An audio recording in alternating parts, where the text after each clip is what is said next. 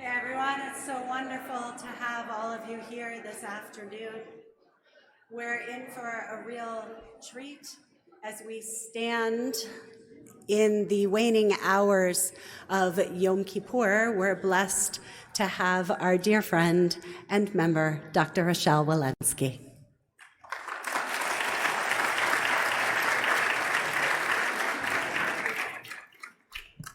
Thank you.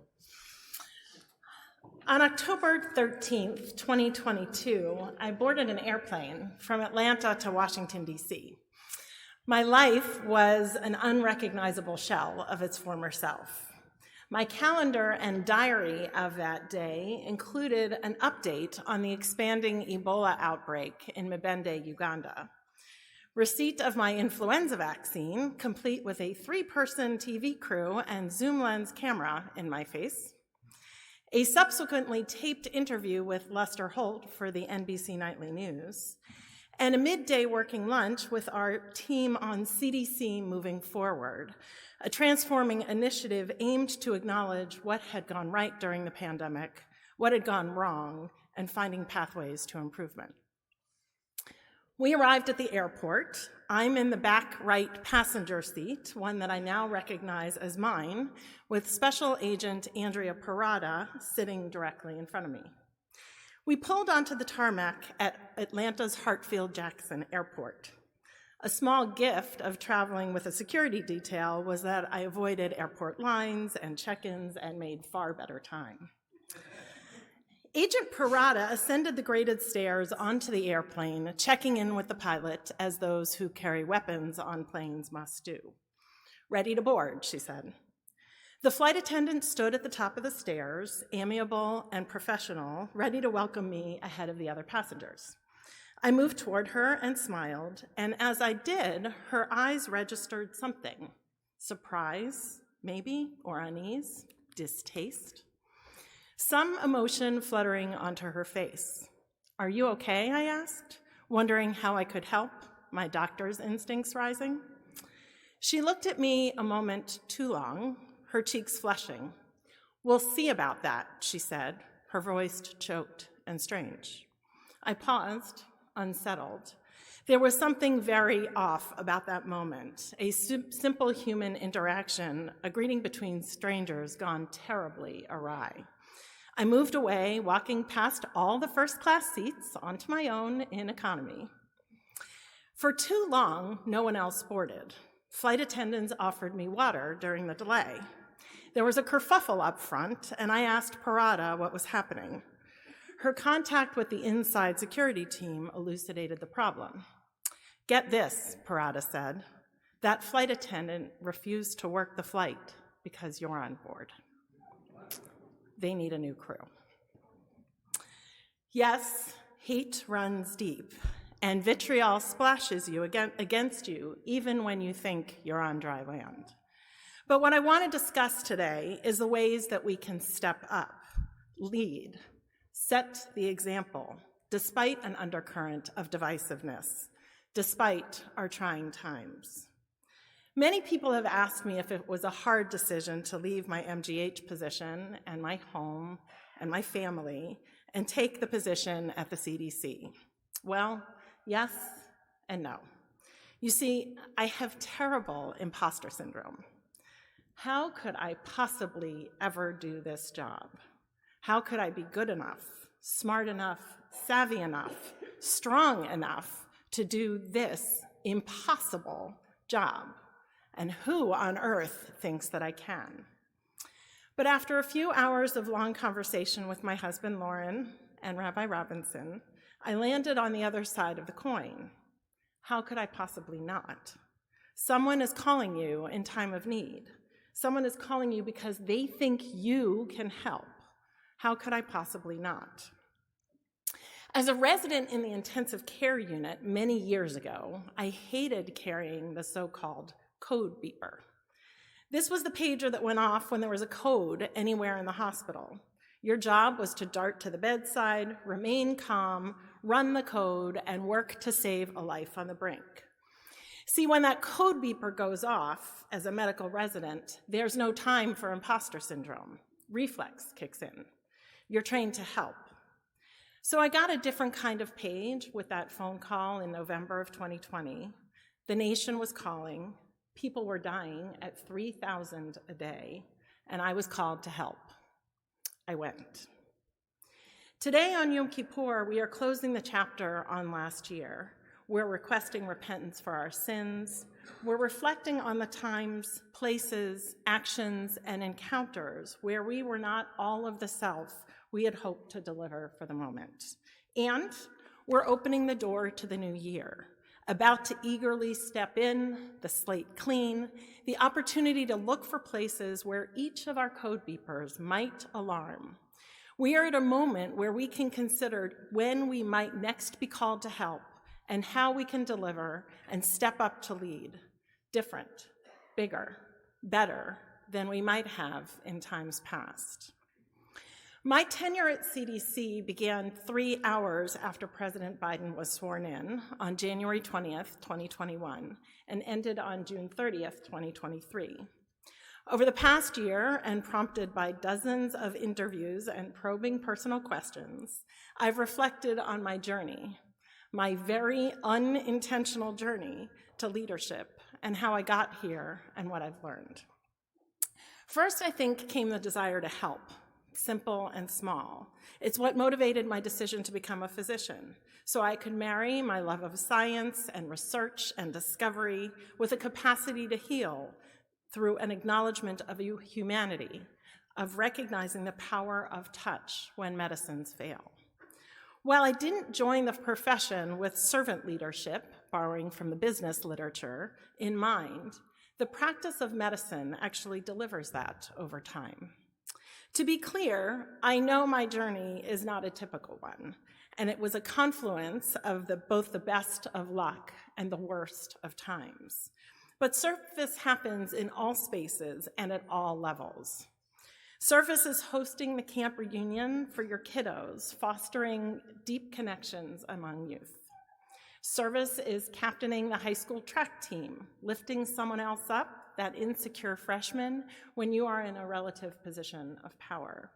And service is taking out time in your busy day to ping someone who might be hurting, just to let them know they're not alone. Service is acknowledging that sometimes that code beeper actually doesn't blare, but it alarms quietly on vibrate, a light indication that there is good in the world to do and that you have the opportunity to sprinkle it. So I would ask you, as the doors open in this new year, can we all look for ways, big and small, that we can serve? Through rigorous training, patient care, and personal appraisals, medicine forces an expression of what really matters. When I was in medical school, I found pharmacology challenging. The volume of material to memorize was just simply too large for my neurologic capacity. On my way to pharmacology exams, I would routinely stop by the newborn nursery to put things in perspective and remember that it is the fact of life itself and its tiny little miracles that are truly important. Small, quiet, personal things that reflect your values, that which you articulate and hold dear. One of my favorite sayings is, in the juggle of life, don't drop the glass balls. Only we can know what those glass balls are, how to prioritize them when two simultaneous forces demand your immediate attention. In your mind, which will bounce and which will shatter. Those who know me recognize that my family is my most delicate glass ball, and I suspect that will resonate with many of you. So one day, years ago, I was heading to give a talk on women in medicine and work-life balance at MGH. The calendar reminder buzzed, and my son asked what it was. I told him, and he answered, "Someone thinks you have figured that out?" I chuckled and reflected. It was funny at the moment, but also a moment that reminded me, make sure he knows unequivocally he's a glass ball. Early in my CDC tenure, I was on a Zoom call, US flags draped behind me, speaking at my first very sizable and very intimidating meeting of all the state health officials. In the middle of my talk, my personal cell phone rang. It was then my 21-year-old son. I ignored it, knowing that my kids intermittently call to check in, sometimes at inopportune moments. But when it rang a second time and a third time, I knew I needed to excuse myself. I apologized. I abruptly left the talk I was delivering, said I had an emergency, and took the call. Seth had been hit by a car while riding his bike, training for a triathlon. He is now fine, though at the time he was banged up and shaken and a little disoriented. He was calling to ask if he should get in the ambulance and go to the hospital. I was so grateful to have taken that call, and I would have never forgiven myself had I not. Do you know what your non-negotiable glass balls are in life? Have you articulated them? Further, are you prioritizing them? Do your actions reflect them? And are you intentional about them? How we lead and how we serve is inextricably entwined with our values, our sense of what is important in our own lives and to the people we are serving. It is the example that we set. These balls point to our North Star. They give us a sense of purpose. Why are we taking action? What do we stand for? What do we want to center? An intimate personal code of behavior to live by. So I invite you to more publicly display your glass balls, because when we take them out of the bubble wrap, we become vulnerable. We show dimensions of ourselves others might not have seen, and only then do we have the opportunity, a unique opportunity, to shape the values of families or communities, inspiring others to practice them or their own, and to make a positive difference. Now, admittedly, sometimes it's really hard to focus on the glass balls because of the pace of our lives and because of societal expectations, and because you kind of constantly feel like you're on the receiving end of a high-speed tennis ball machine. But let us remember to align our actions and our priorities with our core values. What are your glass balls, and with whom have you shared them? When I became chief of infectious diseases at Mass General in 2017, one of my dearest colleagues and friends had a plaque made for me that sat on my desk there. It was one of the few things that I brought with me to my CDC office, so it felt a little bit more familiar than so very foreign. And it was a remake, actually, of something that sat on President Obama's desk. It says, "Hard things are hard." In our roles as everyday leaders, we're all caught up in difficult things, whether it's meeting a deadline, caring for a sick family member, or delivering upsetting news. And while we may be respected for the firm decisions we make, or the critical actions that we take, we will not, if ever, be loved for them. By the time decisions reached my desk at CDC, it was because there were only bad solutions. Solutions where some group of people, population, would be unhappy, tarnished, or even potentially harmed by the outcome, by the decision that I had to make. It was actually helpful to articulate this, to say what I became known at the agency for saying, "Which way would you like me to be wrong today?" In the year ahead, as you struggle with these tough decisions, be it related to a family predicament or an academic pickle or a community quandary, I invite you to provide yourself some grace, to practice self-care, and to recognize you're struggling specifically because of your desire not to hurt others. I also invite you to consider several other conditions. First, be decisive. I'm a decision scientist, actually, by academic training, and the first thing that we're taught in graduate school is that no decision is a decision. So first and foremost, weigh the evidence, listen to the naysayers, consider the outcomes, and make a decision. Second, compartmentalize. Do your best not to carry the heavy weight of one challenge into all that you do. It's too much baggage to take on to every ride, and it can cloud your perspective on another important judgment. Finally, an adage I use in medicine all the time: never worry alone. Sharing worry is not a sign of weakness, but rather one of strength. I worry a lot, but I never worry alone. We will all have hard things in the year ahead.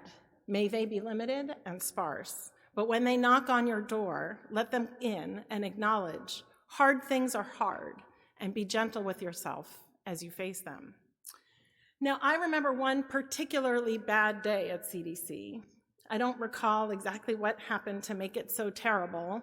There were many like it. It might have been an especially rough hearing in front of the Senate, a contentious vaccine advisory board meeting, or an unattractive headline with my name above the fold. But on this especially demanding day, a plate of cookies landed at my doorstep, baked by someone in this Temple Emmanuel community who might even be here right now.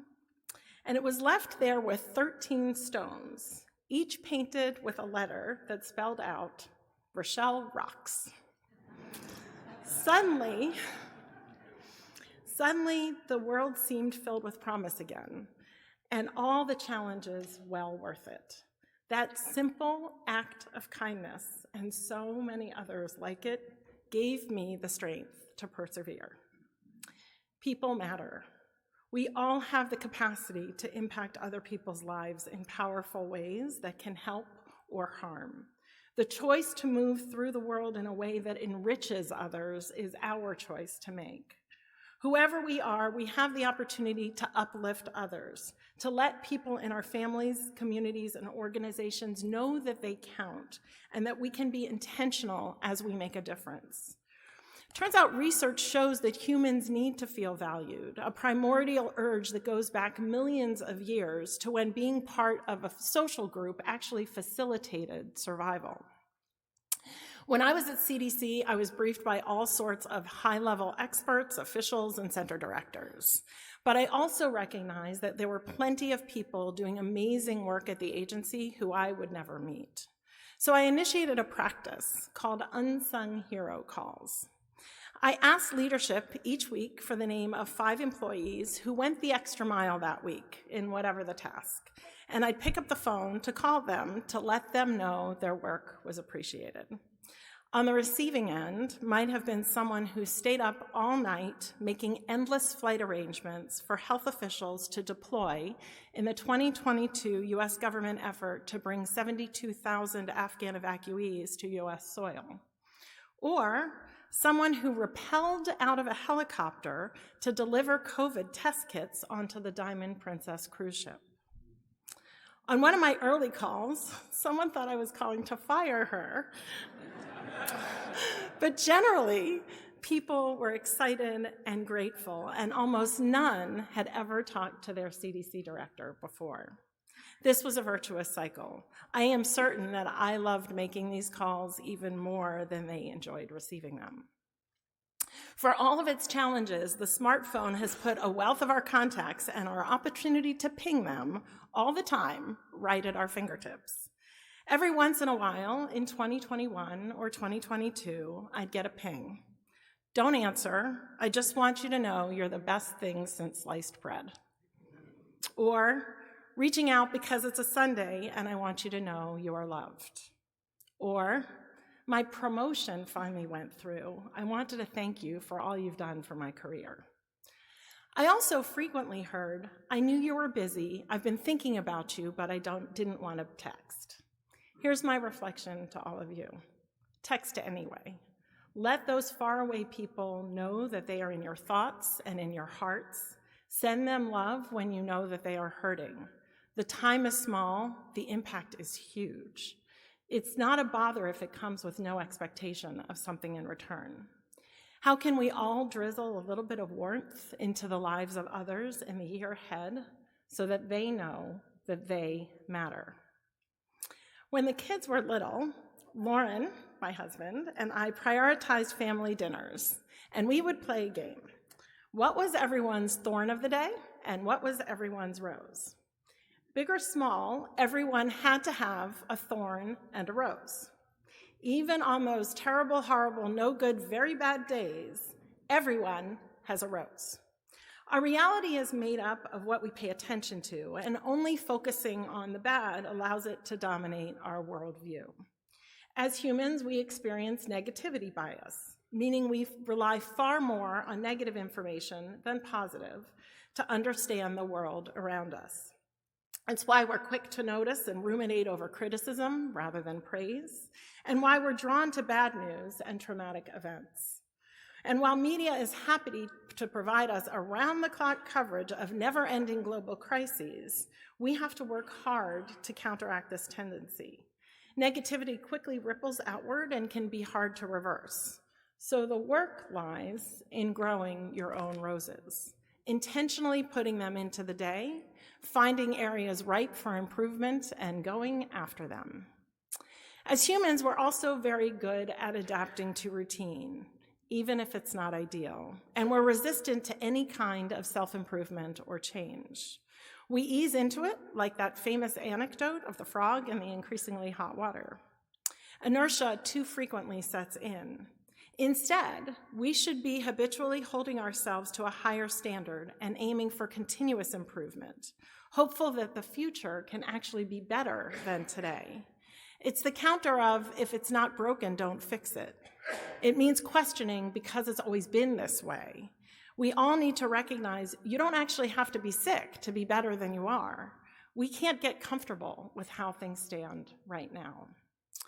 There is actually a genetic component to optimism, but research shows that we can all change our mindset to a more positive one that helps us see situations and other people in the best possible light and to handle negative situations more effectively. If we find ourselves on the negativity spiral, and it's very easy to do, let's focus on the silver linings. Can heavy traffic be a nice opportunity to check in on a friend? Can a burnt dinner be a good excuse for a family outing for ice cream? The thorns will surround you. They are easy to find. They are easy to dwell on. Instead, strive for better, search for, articulate, lift up, and enjoy all the roses. Now, I want to leave you with one more story, and it is a true one. It was my third week of internship in 1995, and I was on call on the general medical wards. I received a page that I would be taking an admission on the private service of a Ms. J.M. She was a 22-year-old female, a patient of Dr. Hellman's, my residency director, who I deeply respected. The patient was very sick with a yet undiagnosed rheumatologic condition. I went to see her. She was scared, and candidly, so was I. I was pretty sure she would be the first case I would end up seeing of whatever it was she would end up having. And did I mention she was really sick? We were watching her worsen before our eyes. We treated her with the first chemotherapy I had ever written an order for.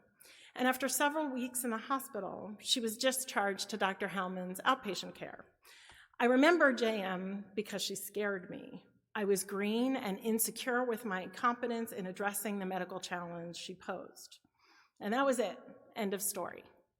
Almost. In 2020, 25 years later, during the dark days of COVID, I was on CNN as a medical analyst, and JM recognized me. She found me at my MGH email, and she sent me a note. And this is what it said. I quote, "Hi there, Dr. Walensky. It's JM. Do you remember me? You I have carried with me in my heart forever. You are the one who was by my side for a month to save my life as a college student. I have so many memories that stuck with me about the way you treated me, beyond a doctor, like a friend, like a human with normal chats and conversations of listening, like someone who cared more than a doctor. I got out of the hospital, and every time I was up there and let you know, you came back. You still come back so many times.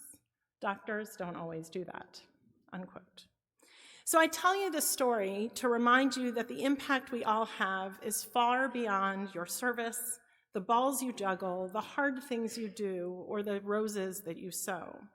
I was pretty sure I had offered little to JM's clinical management. And here I learned 25 years later that she saw my care as invaluable. In all the hard things that you will do every single day, especially when you are tired and overworked and feeling undervalued, the most memorable thing you will do and leave with people is how you treated them, how you listened, or in JM's words, how you cared more than a doctor. The upcoming NELA service closes the gate on last year and opens a fresh path to the one ahead. Soon after those gates open, I promise you, you will get a call, a request, an invitation to answer a code. It might blare, it might vibrate, and you might not even recognize it when it comes. Step up, show up, lean in, and be there in ways you never previously thought possible. Bring others with you, lift them up, worry when you have to, with company. In the new year ahead, may you find meaning in your service to make the world a better place, even when it is not sick, and most especially when it is. Lashana Tova.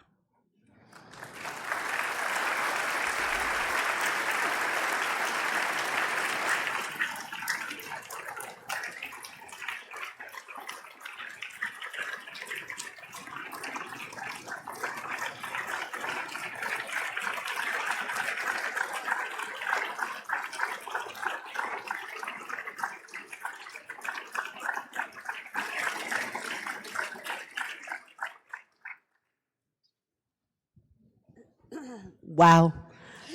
I think you can tell from everyone here how impactful your words are. And it's so inspiring to hear the idea of stepping up for service, especially in this time when we're right before Ne'ilah. But tell us really, like it's hard to step up for service, especially when it's not always received with the kind of open arms that we would want it to be received. Do you have any pro tips? Is this on? Yeah.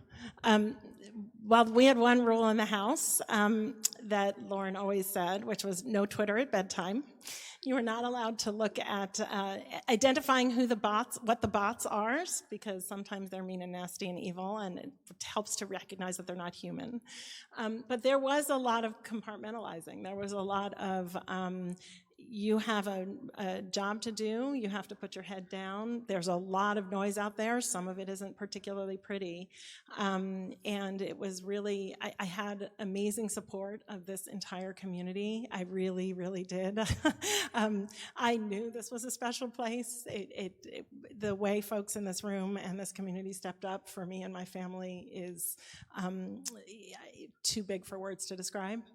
And I had an amazing family, have an amazing family who were incredibly supportive. Bad picture in front of the news, the kids would text, "Are you okay today, Mom? I saw it." Sometimes the kids would text me headers from The Onion just to keep me laughing. There were a few choice ones. But it really was putting your head down, getting the work done, and trying to sort of keep the noise out. So we've been sitting in shul all day praying.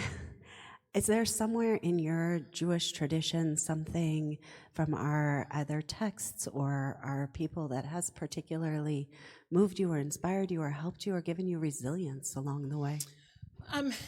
It is really all about what you do for other people, and that, I mean, those Jewish roots, those Jewish texts ring loud. It is a part of what motivated my desire to become a physician. It is, you do things that you never thought you could do or you would be asked to do as a physician, and then it is about the community and about the people, and it's so hard when there is no right answer and there are only wrong answers, and you recognize that whatever it is that you do, someone is going to be hurting from that. Listening to the naysayers, I think, is really, really helpful. If people are not going to agree with your point of view, what do they have to say? I learned so much by doing that.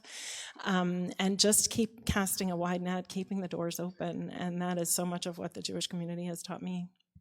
So you began with such a sobering story, that flight attendant. How do you carry that flight attendant with you now? How did you handle that moment? And what did you take away with you? I flew out of Atlanta a lot, and while Atlanta is a relatively blue dot in the middle of a relatively red state, and I obviously worked for a blue administration, it was always clear to me that the folks who were mixing at that airport were not particularly always friendly to me. I remember one vivid plane ride where I had done a press conference, and I was in the middle seat, and both sides next to me were watching Fox News, and I was on the press conference wearing that outfit. So, it was, but, it was such a bizarre interaction because my first inclination was to say, "Are you okay? Can I help you?" And her first inclination was to say how much she really loathed my very shell. And so much of what people had said is people didn't hate you, they hated the position, they hated what you stood for. And that was helpful to sort of bring. It was also, one never wants to need a security detail. If you need one, you want mine, because they were amazing, and they did so much to protect me, not just from sort of violent things, but protect me sort of emotionally. And so they really did a lot to shore me up in those kinds of situations as well. I wish I could sit down and talk to her, right? And just say, like, we have many things in common. I am sure you want your family to thrive and be well. I want your family to thrive and be well. Like, where can we meet on all the things that we agree with? Because it's probably just a very small fraction that we don't agree. It's so evocative of our really polarized times right now, especially, of course, as we're heading into November. It's just very tough sometimes to even sit down at a family table. Did you have any times where you were successfully able to reach across and meet somebody who didn't necessarily agree with you, and how did you do it? All the time. I mean, I would spend a lot of time. If you spend a lot of time in front of Congress, then you spend a lot of time in those meetings. And I really did work before I had any hearing, to go to all of the people who would be in the hearing, who would be willing to chat with me, to talk about, like, okay, you may be reluctant to think about vaccination. What are your reasons? Let's talk about it. What are your concerns? Because there were so many times where you have to really spend more time listening than talking, and it's not just saying, go get vaccinated. It is, let's talk about your hesitancies. What have you seen? What have you heard? I remember speaking to a congressman who had gotten Guillain-Barré syndrome from a flu vaccine. That's a very reasonable concern to, if you've had that before. So, and then, so much of what happens in front of Congress is theater and done for the cameras. But behind closed doors, you can really make a lot of progress to say, these are the sort of challenges that we're having in public health in states like yours, where we really want to get things to your communities and your constituents and your people. These are the challenges that we're having. I mean, they may say, yeah, but I have to, like, make you look bad out there. I'm like, fine, but can we also do things for your community? Let's talk about not worrying alone. If I'm feeling alone, based on your experience, how do I create that community around me so I don't have to worry alone? I mean, it actually requires you to be vulnerable. That's the thing that's really, in medicine, whenever I worry about a patient, and it's easy to sort of do this in the hospital setting, to say, I have to say, I've never seen this before. I don't know, this is what I'm doing, but do you think that that is the right thing? You have more experience on this than I do.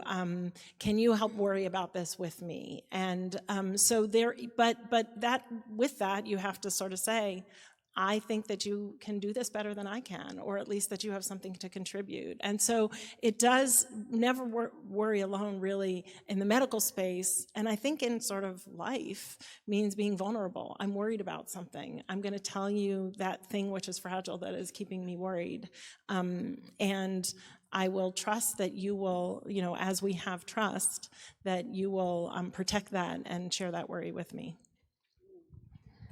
So you asked your kids around the table each night about their thorn and their roses. So what's your thorn and rose? Let's just do from today. Oh, I mean, wow. I mean, today was just like a bouquet. It really was. It's always hard to fast, right? I guess I was a little worried that I wasn't going to be able to do that without food. I wasn't particularly worried I wouldn't be able to do it, but I generally don't speak without any nourishment or sugar. But I mean, community being here, the reception here, the number of people here has really just been incredibly inspiring and heartening for me. Thank you. Beautiful. I think we have time to take one or two questions from people here. Paul.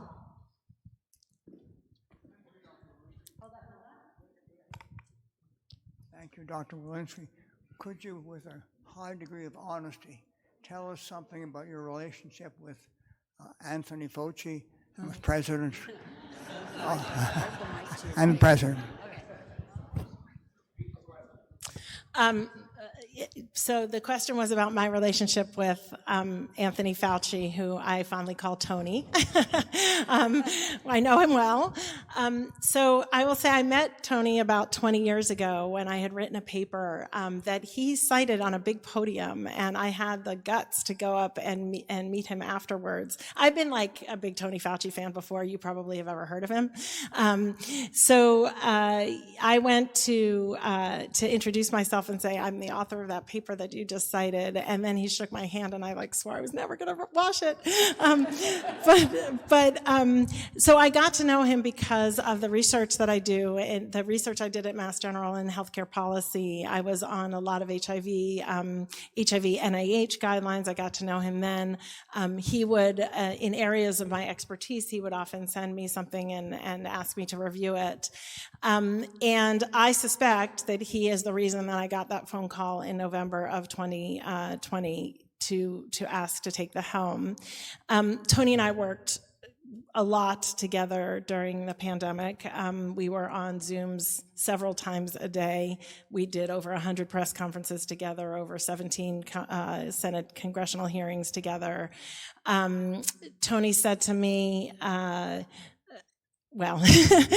so Tony shored me up before every congressional hearing, and he said, if they're coming after me, you duck, you don't need to take this, I can take this. And every time after hearings, he would call me and ask how he thought things went, what things we could have done better, or where the challenges were. And in fact, I remember he retired in December of 2022, and I still had about 6 months left.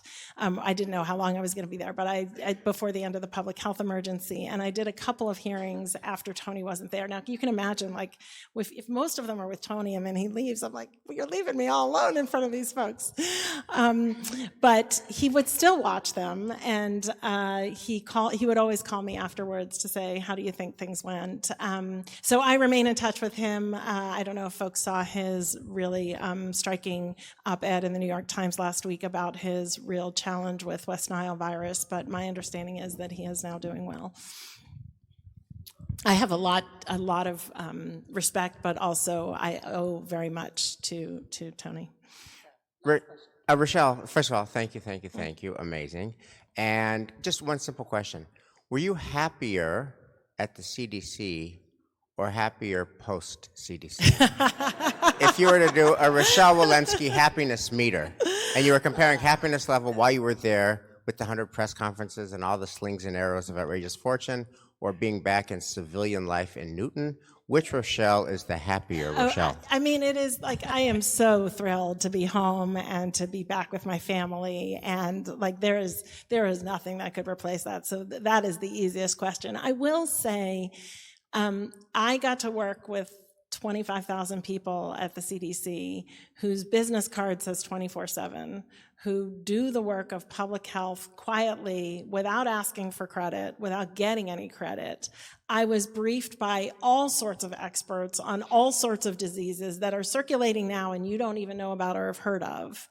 And they were and are an exceptional group of people. The only time people hear about public health is when things are going wrong. I can tell you so many success stories of things that never crossed your radar because they went well, and because of the people who are doing that work at the CDC. And it will be among the hardest things I ever hope that I ever have to do, but the biggest honor of my life. So Rochelle, final question for you. We're just about to come into Mincha and Ne'ilah, and we're going to stand and we're going to ask God for something. Each one of us going to ask God for something. What will you be asking for this year? Always for health, and most especially this year for peace. Amen. Amen. Amen. May our prayers always be shared.